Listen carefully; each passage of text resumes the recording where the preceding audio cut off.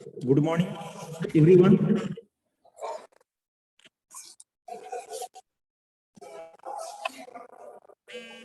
कौन सा पाठ पढ़ना है? सर कल तो हमें सर हम लोग को अभ्यास सागर का रिवीजन करवा रहे थे। चलो, क्रिया अभ्यास में रूप भेद। कौन सा पाठ? सर बता रहे हैं। सर कारक पढ़ा रहे थे कल सर, और सर क्रिया भी। Yes sir. कारक और क्रिया। चैप्टर 9। अभ्यास निकालिए 9।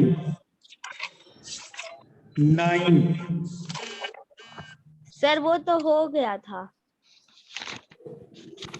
तो अभ्यास में कौन सा पाठ बाकी है? सर अभ्यास इसके आगे करवा दीजिए। सर कंप्लीट सारा हो गया, बट रिवीजन बस करवाना है। सर चैप्टर 15 करवा दीजिए। रूढ़ अभ्यास में यौगिक और फिर योग निकालिए। रूढ़।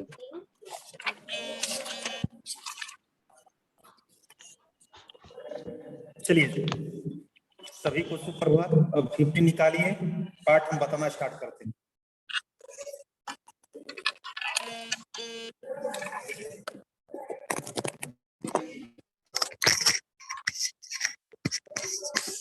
अन्नदाता कृषक।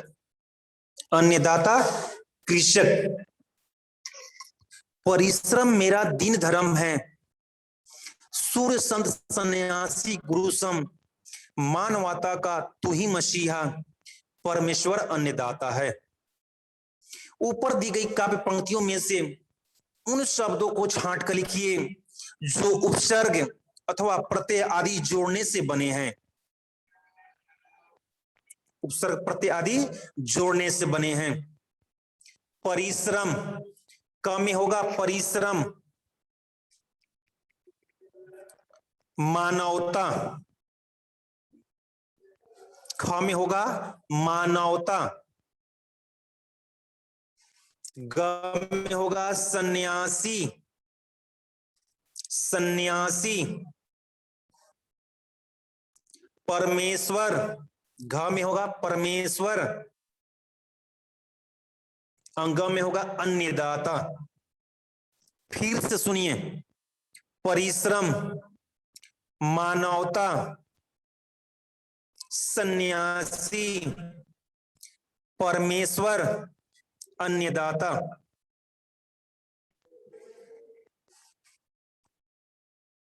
परिश्रम, मानवता, सन्यासी, परमेश्वर, अन्नदाता। हाँ ठीक है, कुछ बच्चों का दिख रहा है, अच्छा लग रहा है। तो दो है। अब इन शब्दों में से मूल शब्द तथा उपसर्ग अथवा प्रत्यय अलग करके लिखिए। जो शब्द दिए गए हैं उनमें से कुछ ऐसे शब्द हैं जिसमें उपसर्ग लगे हुए हैं, कुछ शब्द ऐसे हैं जिसमें प्रत्यय लगे हुए हैं, तो उपसर्ग अथवा प्रत्यय अलग करना है। परिश्रम, परि उपसर्ग होगा, श्रम मूल शब्द होगा। परि उपसर्ग, श्रम मूल शब्द, और प्रत्यय में डैश होगा, प्रत्यय नहीं होगा इसमें। मानवता, मानव होगा मूल शब्द और ता प्रत्यय होगा, उपसर्ग में डैश कर लीजिए। सन्यासी, सन्यास जोड़ ई, सन्यासी। सन्यास जोड़ बड़ी ई, सन्यासी। सन्यास जोड़ बड़ी ई, सन्यासी, यानी होगा।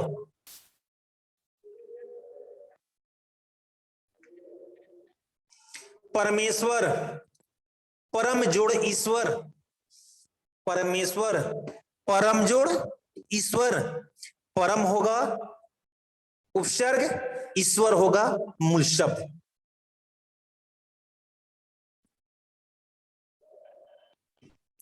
परम होगा उपसर्ग, ईश्वर होगा मूल शब्द। अन्नदाता, अन्य जोड़ दाता, अन्न होगा, अन्य होगा अन्य मूल शब्द धाता प्रत्यय। प्रारंभ में दी गई काव्य पंक्तियों में से कोई भी ऐसे 5 शब्द लिखिए जो किसी के योग से नहीं बने हैं।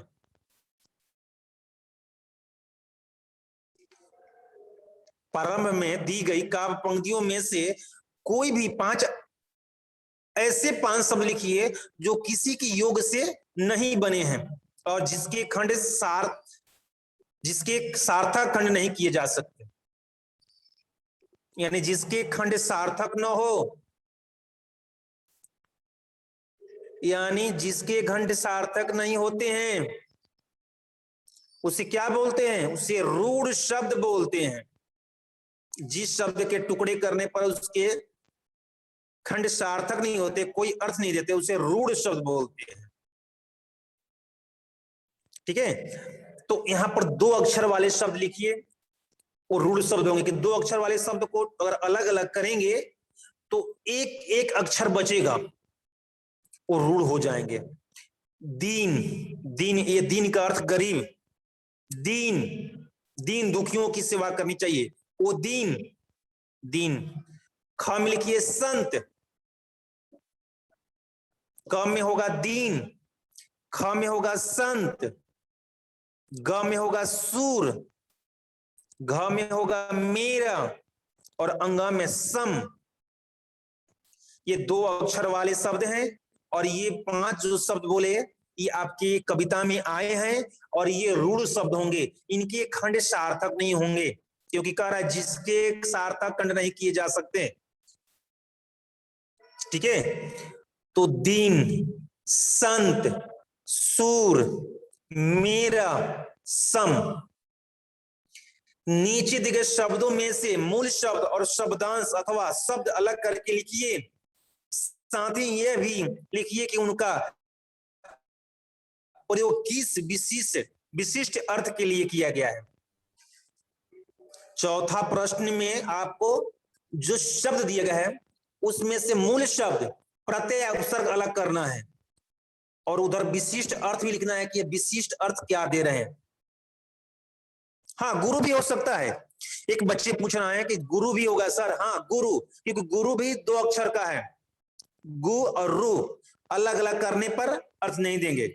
ऐसे तो गुरु का गु मतलब अंधकार, रु मतलब प्रकाश, अंधकार से प्रकाश की ओर ले जाने वाले को गुरु कहते हैं, लेकिन ये रूढ़ शब्द होंगे क्योंकि वो शब्द नहीं बना ना, गु शब्द नहीं बना, गुरु एक साथ है तो दोनों का हम बोल देते हैं, लेकिन केवल गु लिख दे तो कहां से पता चलेगा कि इसका अर्थ क्या होगा।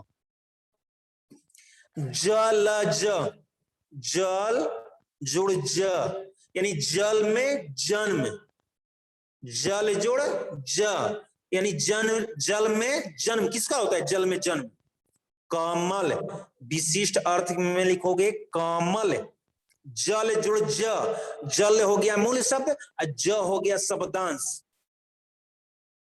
जल जुड़ ज, जल हो गया मूल शब्द, ज हो गया शब्दांश। शब्दांश मतलब शब्द का अंश, शब्द का टुकड़ा। शब्द अंश का अर्थ होता है भाग, अंश, अंश मतलब भाग, अंश कंधा, तो यहां भाग होगा। ठीक है, हिस्सा। जल जुड़ ज यानी जल पानी, ज का अर्थ होगा जन्म, पानी में जन्म। किसका हुआ है? कमल का, कमल होगा विशिष्ट अर्थ में कमल। जलद, जल जुड़ द, जल हो गया मूल शब्द, द हो गया शब्दांश। द का अर्थ होगा देना, जल को देने वाले कौन है? बादल।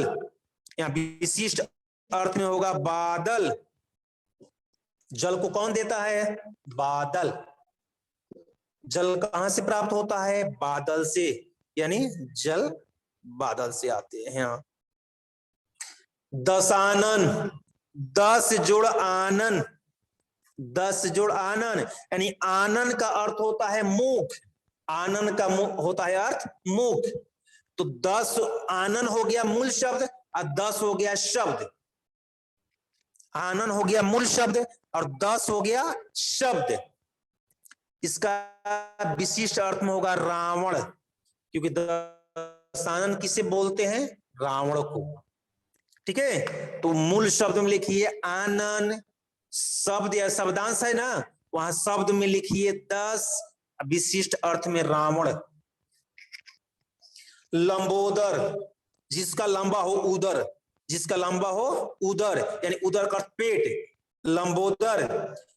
तो यहां पर उदर होगा मूल शब्द, लंबा होगा शब्द, और गणेश होगा विशिष्ट अर्थ में। विशिष्ट अर्थ में गणेश, गणेश को लंबोदर बोलते हैं। पीतांबर, पीत जोड़ अंबर, पीत का अर्थ होगा पीला, अंबर मतलब वस्त्र, जिसका पीला वस्त्र हो।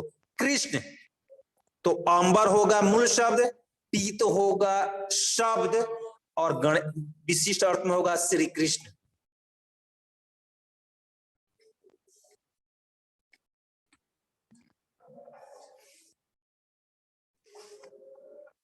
अब फिर से बता रहे हैं ऊपर से नीचे की ओर कि मूल शब्द में किसमें क्या होगा, तब बोलेंगे शब्दांश या शब्द, तब उसके बाद बोलेंगे विशिष्ट अर्थ। देखिए पहले मूल शब्द में होगा, क में होगा जल, ख में होगा जल, ग में होगा आनन, घ में होगा उदर, अंग में होगा अंबर। अब शब्द या शब्दांश देखिए, शब्दांश होगा ज, शब्दांश होगा द, शब्द होगा 10, शब्द होगा लंबा, और शब्द होगा पीत।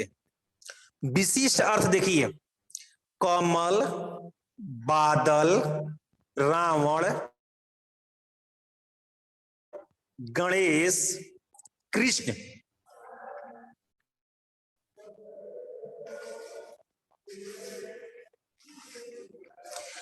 क्वेश्चन नंबर 5 की ओर बढ़ते हैं। 5 क्वेश्चन नंबर में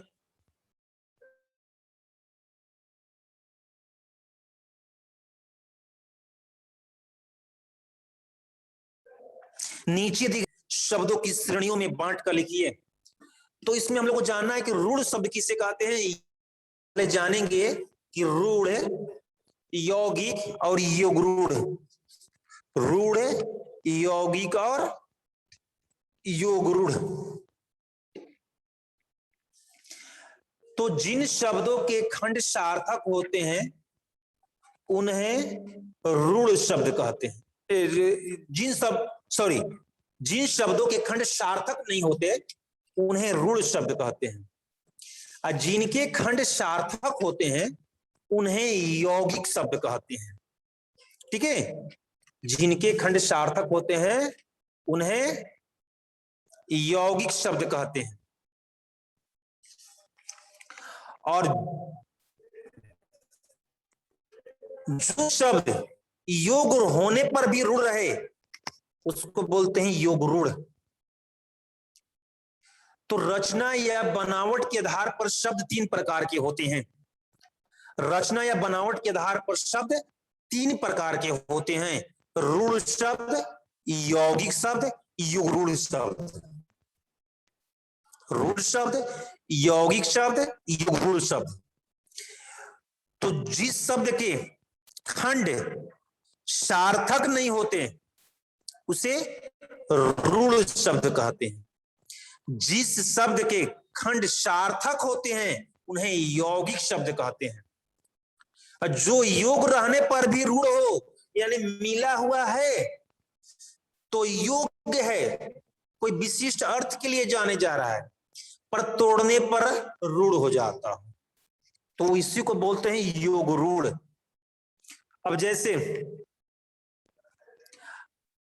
आदमी, अनार, पानी, फूल, ऐसे शब्द को हम लेते हैं एग्जाम्पल के तौर पर।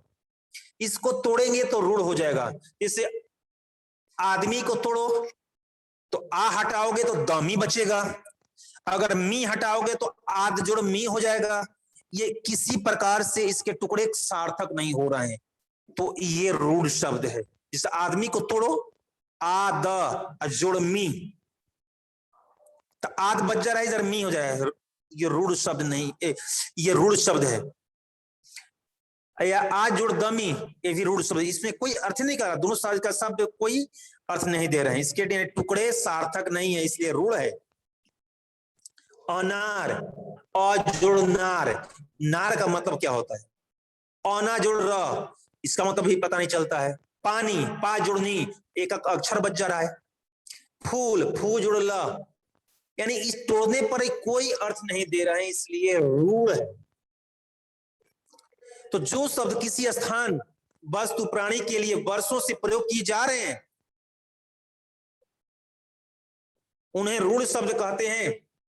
इन शब्दों का अर्थ स्पष्ट होता है, परंतु इसके टुकड़े नहीं किए जा सकते हैं, यानी इसको तोड़ा नहीं जा सकता है, तो इसका कोई अर्थ नहीं निकलता है। यानी जब शब्दों को तोड़ने पर कोई अर्थ न निकलता हो, वो फिक्स शब्द हो, तो वही रूढ़ शब्द होगा। जिसे पानी बोले, अनार बोले ना, तो आदमी जो है अनार है, पानी है, फूल है, सच है, झूठ है, तो ये सब 2 अक्षर 3 अक्षर कुछ शब्द तोड़ोगे, कहीं भी किसी प्रकार से तोड़ोगे तो दोनों साइड में कहीं उसका शब्द नहीं बचेगा, तो ये रूढ़ शब्द होंगे। यौगिक, जिस शब्द के खंड या टुकड़े करने पर दोनों साइड अर्थ देते हो, जिसके खंड सार्थक होते हो, उन्हें यौगिक शब्द कहते हैं। जैसे पाठशाला, पाठ से जोड़ शाला, पाठ मतलब पढ़ना, और शाला का मतलब भवन, पढ़ने का भवन जो है पाठशाला, ठीक है। तो ये दोनों पाठ भी होता है, पाठ भी, अब तो ऐसे देखिए, पाठ से वाक्य बना सकते हैं कि हम हिंदी के ये पाठ पढ़ रहे हैं, तो यानी उस सार्थक शब्द है। शाला, शाला भी सार्थक शब्द है। शाला का अर्थ होता है भवन, ठीक है, भवन का पर्यायवाची शब्द शाला है। अब जैसे कहेंगे रसोई घर, रसोई जोड़ घर, तो रसोई भी सार्थक शब्द है, घर भी सार्थक शब्द है। सुकर्म, सु जोड़ कर्म, कर्म भी आता है, सु भी जो है सुक अर्थ सुंदर होगा। तो ये अधपका, यानी अध जोड़ पक्का, आधा पक्का, यानी जिसके खंड सार्थक होंगे वो यौगिक होंगे। रसोई घर, पाठशाला, सुकर्म, अधपका, इस तरह से बहुत सारे शब्द आएंगे, ये यौगिक शब्द कहलाएंगे। योग रूढ़ शब्द, योग रूढ़, जो शब्द यौगिक होते हैं परंतु उनका अर्थ दोनों शब्दों के अर्थ से अलग निकलता है। यौगिक हैं लेकिन दोनों का अर्थ एक अलग निकलेगा, यानी योग जो युग्र होने पर भी रूढ़ हो, यौगिक होते हुए भी रूढ़ हो। यौगिक हैं यानी सार्थक अर्थ प्रकट करते हैं लेकिन रूढ़ है, यानी विशिष्ट अर्थ के लिए जाने जाते हैं, वो होंगे योग रूढ़।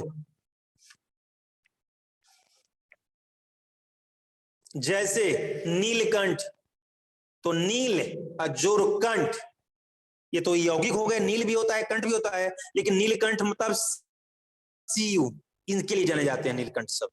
दशानन, दस जोड़ आनन, ये यौगिक हैं लेकिन दशानन रावण के लिए प्रयोग होता है। पंकज, पंक जोड़ ज, पंक मतलब कीचड़, कीचड़ में जन्म, जग मतलब जन्म, तो पंकज का प्रयोग होता है कमल, मतलब पर्यायवाची शब्द है कमल, पंकज का अर्थ होगा कमल। चतुर्भुज, 4 भुजाएं हैं जिसकी, यानी भगवान विष्णु, तो यही होता है। फिर से सुनिए, जिस शब्द के टुकड़े सार्थक नहीं होते रूढ़ शब्द, जिसके टुकड़े सार्थक होते हैं यौगिक शब्द, और जो यानी योग होने पर भी रूढ़ हो उसी को बोलते हैं योग रूढ़।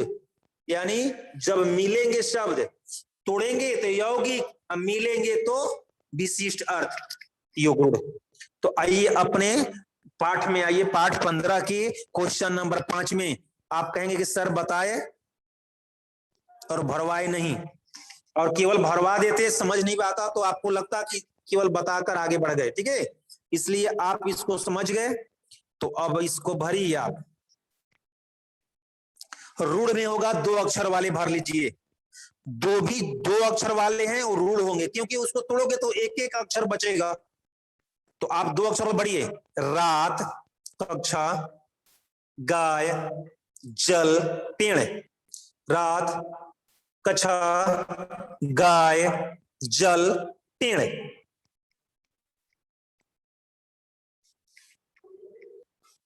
रात, कक्षा, गाय, जल, पेड़। यौगिक में भरिए, सफल, पाठक, प्रवेश, मित्रता, सुपुत्र, ये यौगिक होंगे।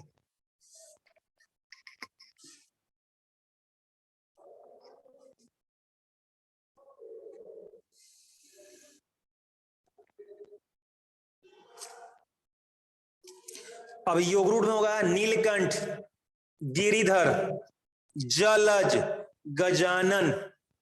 और इसमें चिड़ियाघर भी भर लो, जगह है, लेकिन चिड़ियाघर यौगिक शब्द होंगे, क्योंकि चिड़िया जुड़ घर, चिड़ियाघर है, क्योंकि चिड़ियाघर का कोई विशेष अर्थ नहीं निकल रहा है, ये ध्यान देना बेटा। अब ये नहीं कि वहां भर लिया तो कहोगे कि चिड़ियाघर योग रूढ़ शब्द है। जैसे नीलकंठ, इसका अर्थ होंगे शिव, गिरधर श्री कृष्ण, गिरी को धारण करने वाले, जलज कमल, गजानन गणेश।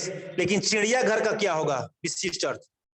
ये आएंगे चिड़िया जो घर यौगिक होंगे, लेकिन जगह यौगिक में नहीं है, तो आप वहां भर लो, लेकिन ध्यान रखना कि चिड़ियाघर योगरूढ़ शब्द नहीं है। क्वेश्चन नंबर 6 में है कि नीचे दिए गए उदाहरण के अनुसार शब्दों की रचना स्पष्ट कीजिए। नीचे दिए गए उदाहरण के अनुसार शब्दों की रचना स्पष्ट कीजिए कि इनकी रचना किस प्रकार से हुई है। देशभक्ति, देश जोड़ भक्ति, शब्द जोड़ शब्द,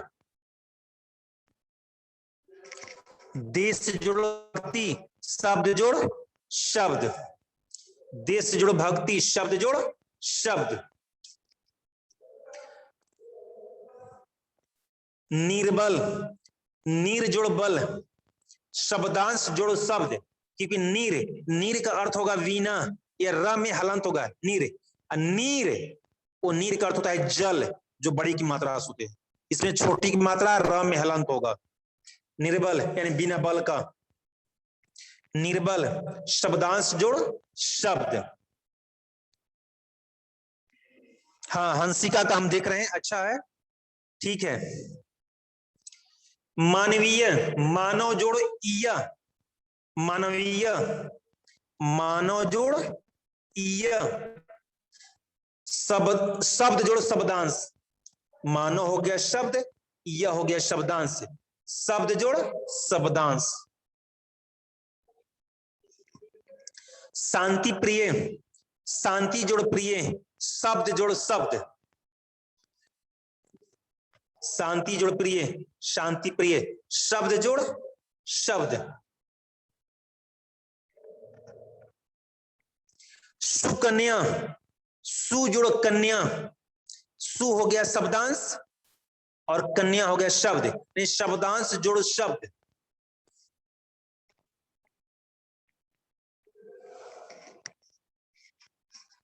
गाड़ी वाला, गाड़ी जोड़ वाला, शब्द जोड़ शब्दांश, गाड़ी वाला, गाड़ी जोड़ वाला, शब्द जोड़ शब्दांश।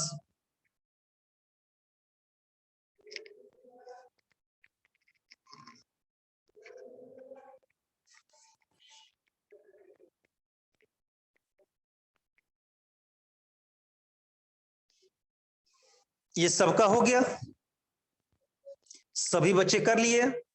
हाँ ठीक है। अब आओ दोहराएं, आओ दोहराएं। नीचे दिए गए शब्दों में उचित स्थान पर रेफ लगाइए। रेफ यानी र, आधा र है। रेफ वाले जो र होते हैं वो आधा होते हैं, और पदेन जो र होते हैं पूरा होते हैं।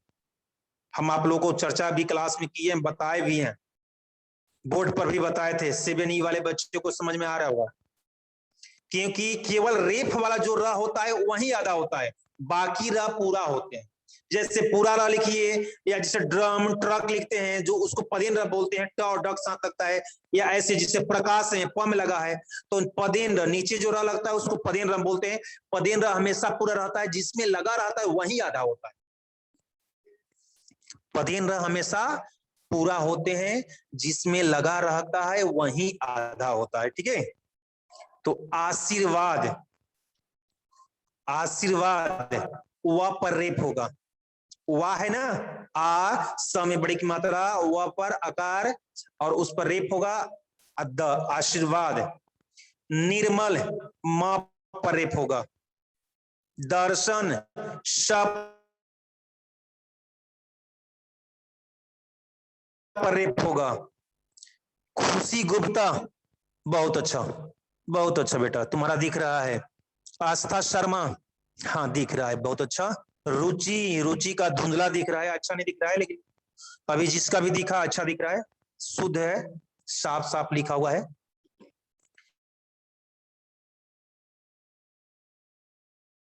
दर्शन रेप, स्वर्ग ग परेप, वर्षा सपरेप। नीचे दिए गए शब्दों में से संज्ञा, सर्वनाम और विशेषण शब्द छांट कर लिखिए।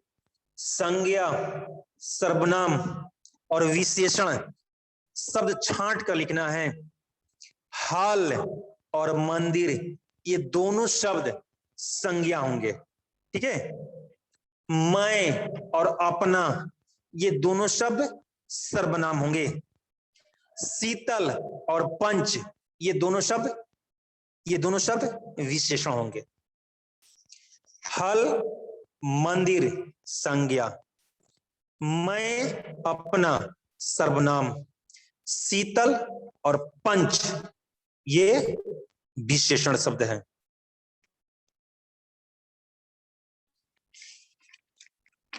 क्वेश्चन नंबर 9,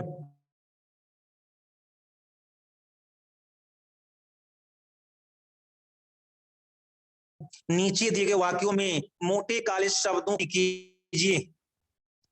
नीचे दिए गए शब्दों में मोटे काले कीजिए। सच्चा मित्र पाना सुलभ नहीं बल्कि दुर्लभ है। सुलभ और दुर्लभ भर लीजिए। सच्चा मित्र पाना सुलभ नहीं बल्कि दुर्लभ है।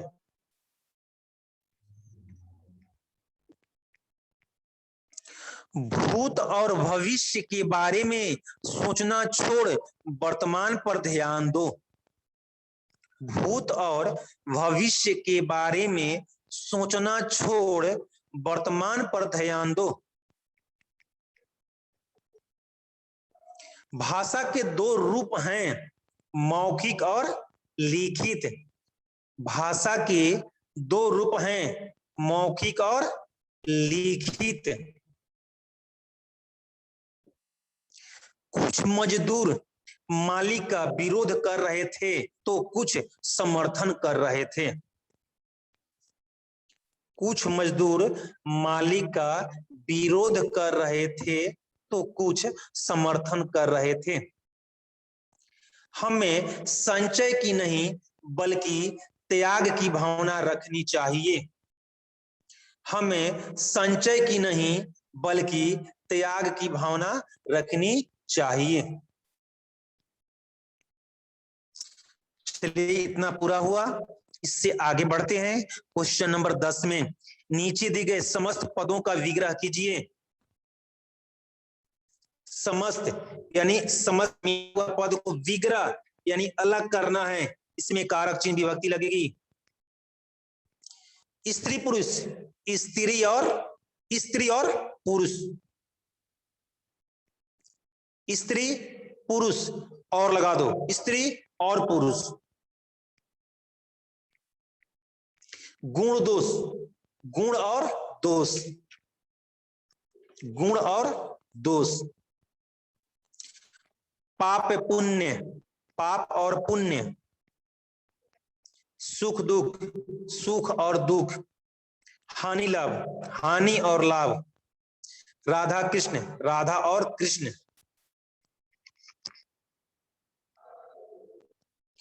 नीचे दिए गए शब्दों का वाक्यों में प्रयोग कीजिए। नीचे दिए शब्दों का वाक्यों में प्रयोग कीजिए।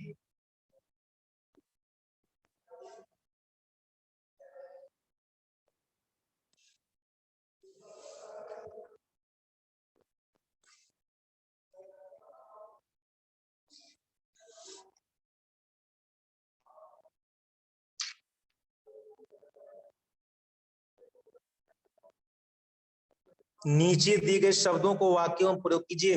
आप लोग तो वाक्य में प्रयोग कर सकते हैं इसको। ऐसे एक एक वाक्य हम बोल रहे हैं और आप लिखना हो लिख लीजिए, नहीं तो और भी वाक्य मान होंगे। आपको जिस शब्द से वाक्य बनाना होता है उस शब्द उस वाक्य में आना चाहिए। जिस मुहावरे से वाक्य बनाना होता है वो मुहावरा उस वाक्य में आना चाहिए। जिस लोकोक्ति से वाक्य बनाना होता है वह लोकोक्ति उस वाक्य में आना चाहिए, न कि उसका अर्थ नहीं। सन्यासी, सन्यासी तपस्या कर रहा था। सन्यासी तपस्या कर रहा था या सन्यासी तपस्या कर रहे थे। सन्यासी तपस्या कर रहे थे, इस प्रकार से लिख लेंगे। धन्य, हम आपके दर्शन पाकर धन्य हो गए।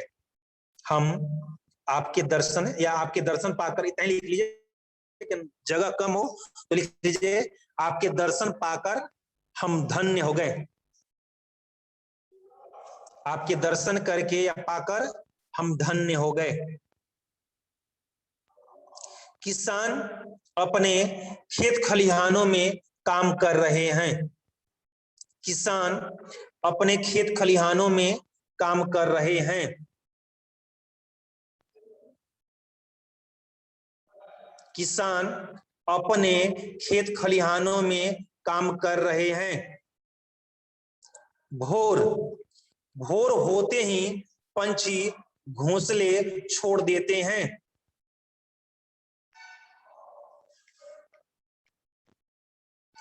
भोर होते ही पंछी घोंसले छोड़ देते हैं।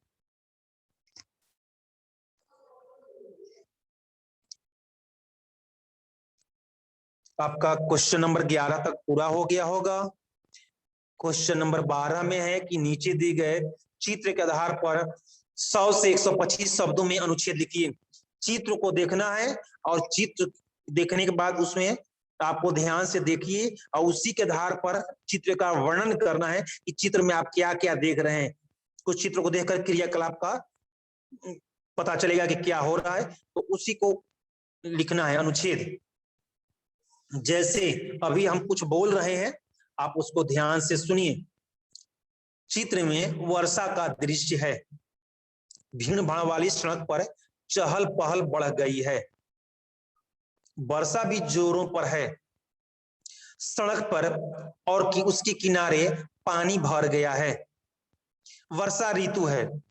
लोगों को वर्षा होने की संभावना लग रही है, इसलिए वे घर से छाता लेकर निकले हैं।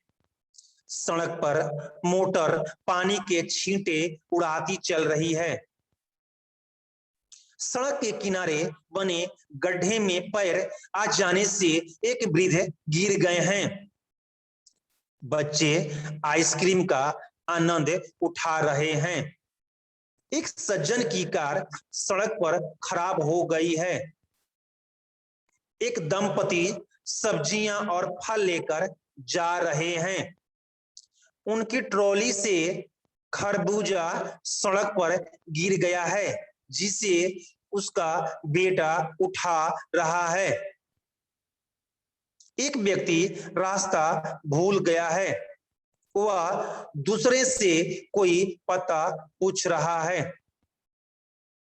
वर्षा ऋतु अपने साथ अनेक खुशियां लाती है।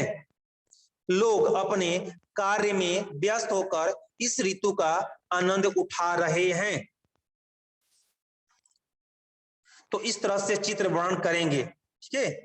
तो आप इसको लिख लीजिएगा, चित्र बनाना जो है आप उसको लिख कर रखिएगा, ठीक है। और बाद में कभी क्लास कराएंगे तो इसको देखेंगे कि आप भरे हैं कि नहीं।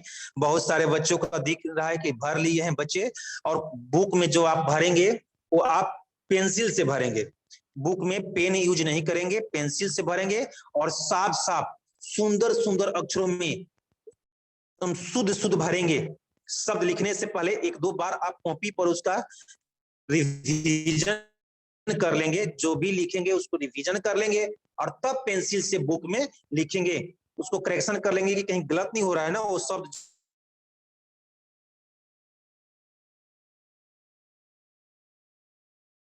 जो लिख रहे हैं वो शुद्ध है कि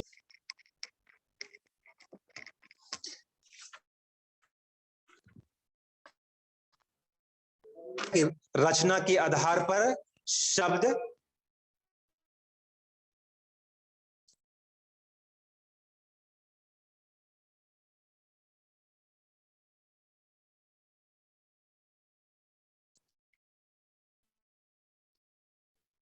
तीन प्रकार के होते हैं। उसमें हम आपको कहां से हुई है तत्व को आगत भी कहते हैं, आगत शब्द भी कहते हैं, ठीक है। तो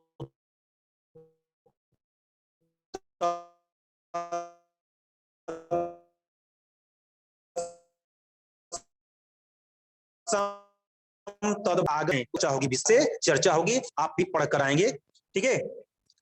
तो आप इसको अच्छी तरह पढ़कर आएंगे और हम कल इस पर चर्चा करेंगे। उत्पत्ति के आधार पर शब्द कितने प्रकार के होते हैं? तो उत्पत्ति के आधार पर शब्द 4 प्रकार के होते हैं, तत्सम, तद्भव, देशज, आगत। इन्हीं शब्दों पर चर्चा होगी। अब क्लास समाप्त होने वाली है, तो आप ध्यान दीजिएगा, टाइम अब ओवर हो गया। किसी बच्चे को कुछ पूछना है? किसी बच्चे को कुछ पूछना है बेटा? किसी बच्चे को कुछ पूछना है?